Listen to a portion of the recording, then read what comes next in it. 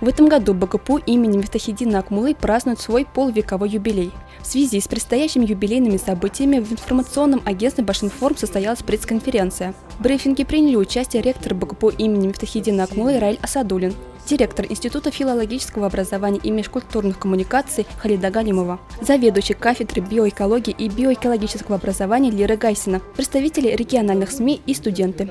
Мы уже говорили о том, что стали первым в республике, а может быть и в стране среди педагогических вузов, которые создаем центры компетенции.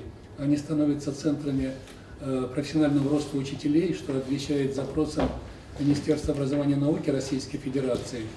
Ну и эти центры становятся прежде всего центрами становления будущих учителей. В рамках пресс-конференции были обсуждены предстоящие юбилейные мероприятия в университете.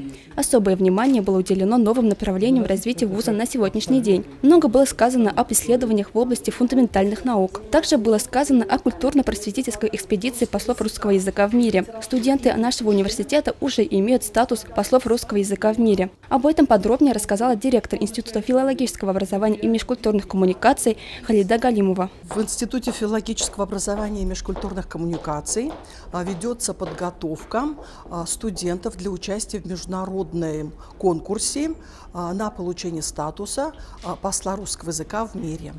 В сентябре 2016 года впервые в Российской Федерации был проведен отбор участников к участию в этой программе на базе Башкирского государственного педагогического университета имени Мифтахиддина Акмуллы.